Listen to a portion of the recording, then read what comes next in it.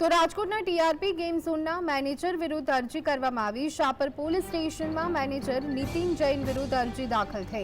Game zone દુર્ઘટનામાં jail હવાલે થયેલા મેનેજરના ત્રાસથી કંટાળીને યુવાને ફાંસો ખાઈ આપઘાત કર્યો। આ યુવાન પાસેથી 2019માં મેનેજર નીતિને 16 લાખ રૂપિયા લઈ લીધા હતા।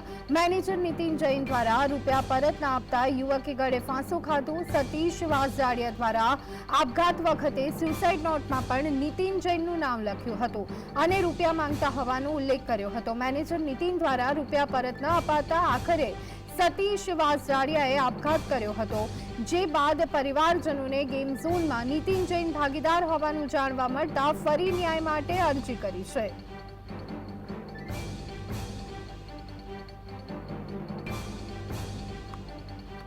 તો આ સંદર્ભે વધુ અપડેટ મેળવી લઈએ। અમારા સંવાદદાતા લકીરાજસિંહ ઝાલા અમારી સાથે જોડાઈ ગયા છે। લકીરાજ, ટીઆરપી ગેમ ઝોનના સંચાલક સામે અત્યારે હાલ ફરિયાદ દાખલ કરવામાં આવી છે, શું વિગતો?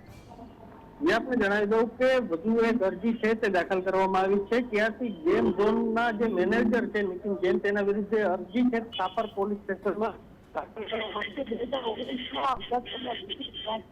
નામના વ્યક્તિએ મેનેજર નીતિન જૈન પાસેથી જે 16 લાખ જે લીધા હતા, મેનેજર નીતિન જૈન દ્વારા જે રૂપિયા પરત ન આપતા યુવકને અંતે ગળો ફાંસો ખાવાનો જે વારો આવ્યો હતો તેવો આક્ષેપ કરવામાં આવ્યો છે તેમના પરિવારજનો દ્વારા।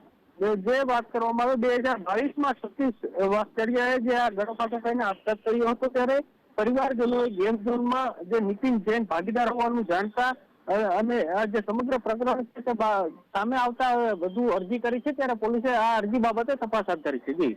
જી આભાર લકીરાજ, અમારી સાથે જોડાવા બદલ અને સમગ્ર માહિતી આપવા બદલ।